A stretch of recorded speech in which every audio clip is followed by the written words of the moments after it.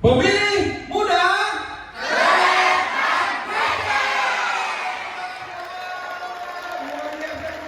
Saya mengambil judul ya dari materi itu adalah pemilih muda yang cerdas, kritis dan berintegritas di era digital. Nah, kalau kita bicara digital, tadi ada sudah disebutin, kita pasti akan berbicara tentang algoritma. Nah, apa sih algoritma?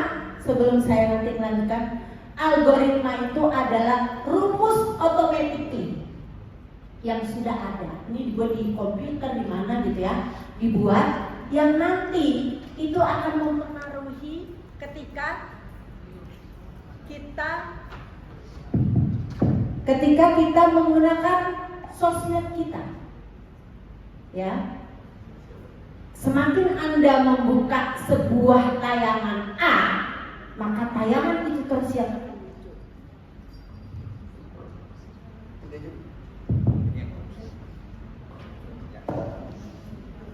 Ya, semakin kita membuka tayangan A, maka tayangan itu yang muncul. Syukur kalau tayangan yang bersifat positif atau memberikan influence positif untuk Anda semua. Tapi kalau yang bisa berpengaruh negatif, rugi tidak?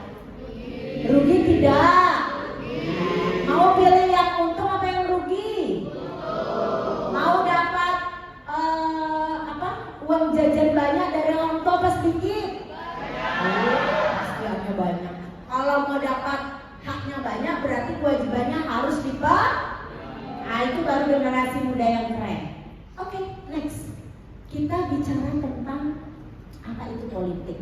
Kalau kemarin ada yang sudah pernah, ya, di sini kan saya sudah berapa kali ya di Tukar ini, di Hotel Grand Hotel ini dengan para generasi muda. Kalau yang sudah, ini reminder ya, reminder untuk mengingatkan kita semua. Jadi sedikit apa itu sih politik ya? Dari mana asal nama politik? Siapakah penggagas politik? Nah, ini saya berbagi dengan anak-anakku sekalian. Jadi kalau kita bicara politik, penggagas politik itu ada yang bernama Aristoteles dan tadi datang. Wih, semuanya kok terpana melihat saya ya? No, ini belum. Sebelumnya nih Mas, bukan ini. Awal, halo Masnya? Yang awal bukan ini. No. Yes. Oh. Nah, makanya dia bingung gitu ya. Ya, politik itu yang menggagas adalah Aristoteles dan Plato. Berasal dari bahasa apakah politik itu? Berasal dari bahasa Yunani. Dari mana? Asal bahasa Yunani itu apa? Politik berasal dari bahasa Yunani yaitu polis. Terdiri dari dua. Satu, politikon yang artinya kewarganegaraan. Yang kedua, politik weken, artinya kemahiran berpolitik. Jadi anak-anakku sekalian, kalau Anda tidak melek politik, maka siap-siap Anda dipolitikin orang lain. Kenapa? Contoh itu, karena kalau Allah yang memilihkan, pasti yang terbaik untuk hidup kita, ya, seperti itu. Nah, kemudian saya menyetir dua, karena Anda adalah pelajar kaum intelektual, generasi muda. Itu ada dua politik itu. Satu, kita melihat secara klasik, itu dari Aristoteles, dan yang kedua adalah nanti secara modern atau ilmiah. Jadi kalau politik secara klasik menurut Aristoteles bahwa zoon politikon, artinya manusia adalah makhluk politik. Nah, kalau sudah makhluk politik, berarti rugi nggak kita nggak belajar dan melek politik? Rugi kan? Nah, oleh karena itu politik itu adalah sebuah ilmu, knowledge. Jadi kalau orang mengatakan politik kotor, politik bla bla bla bla, pertanyaan saya, yang kotor orangnya, yang memainkan politik, atau politiknya yang kotor? Kenapa orangnya? politik itu adalah sebuah ilmu. Contoh, mohon maaf kalau ada yang non-muslim.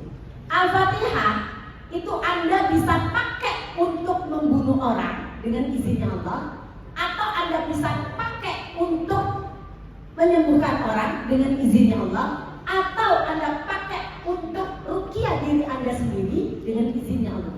Al-Fatihah itu luar biasa.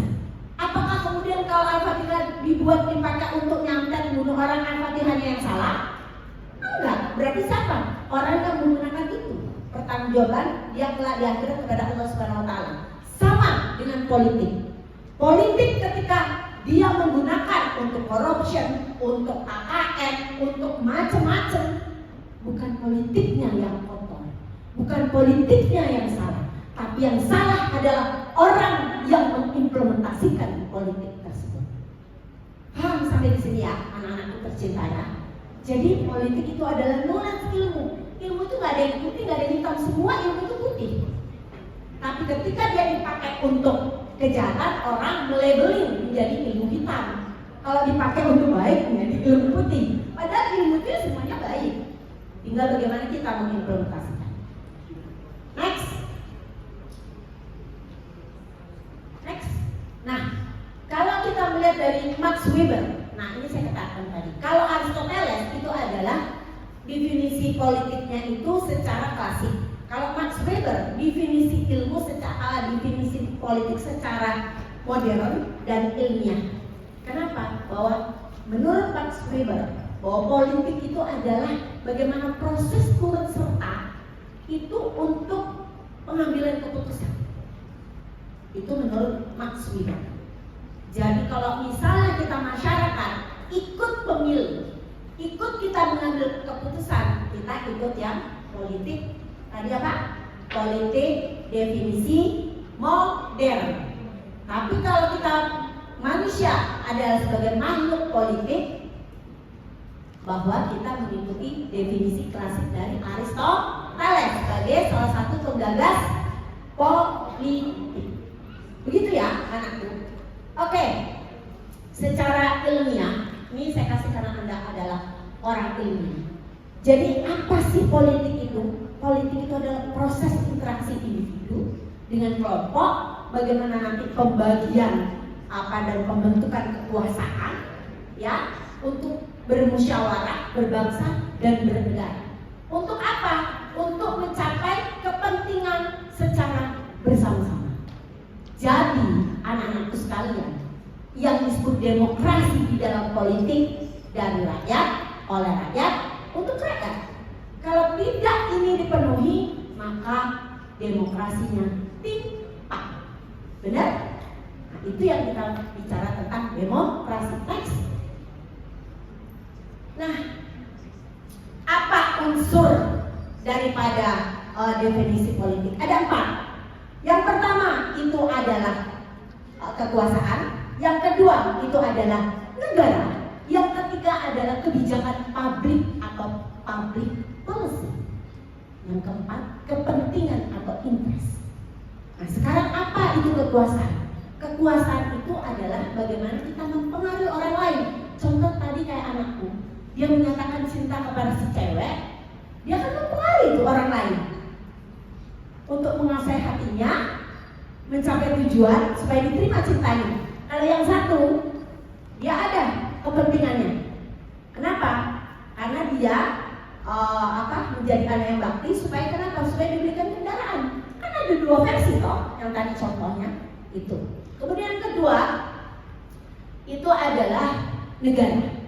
Kalau negara itu adalah salah satu institusi atau institusi satu-satunya yang sah untuk membuat peraturan atau undang-undang, ya baik di legislatif maupun eksekutif.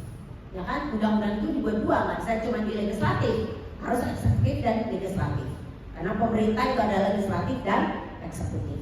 Ya nanti ada namanya trias politika. 1 eksekutif atau government, yang kedua legislatif, yang ketiga adalah yudikatif atau lembaga peradilan. MA, MK, di pengadilan lah, itu yudikatif. Nah, yang ketiga Itu apa? Yang ketiga itu adalah bahwa bagaimana kebijakan publik atau public policy itu, bahwa negara ketika mengatur atau membuat peraturan perundang-undangan ini adalah terikat rakyatnya untuk mentaati. Contoh saja, ketika Anda sekolah membuat peraturan, oh harus pakai seragam ini hari ini pakai seragam. Kira-kira tuh mengikat kepada pelajarnya nggak? Yes. Contoh, negara membuat peraturan, rakyat semua harus bayar pajak. Mengikat kita nggak untuk bayar pajak? Oke? Nah, itulah ya definisi daripada yang tadi saya katakan. Kemudian yang terakhir itu adalah tentang kepentingan. Kepentingannya itu apa? Kepentingan itu adalah bagaimana individu ini bisa mencapai keinginan yang diinginkan, baik individu maupun kelompok. Next. Nah, jadi Anda harus nanti paham. Kalau nanti mau materi, boleh minta mungkin melalui gurunya, boleh minta lewat panitia. Nanti lewat mungkin Pak Fadli.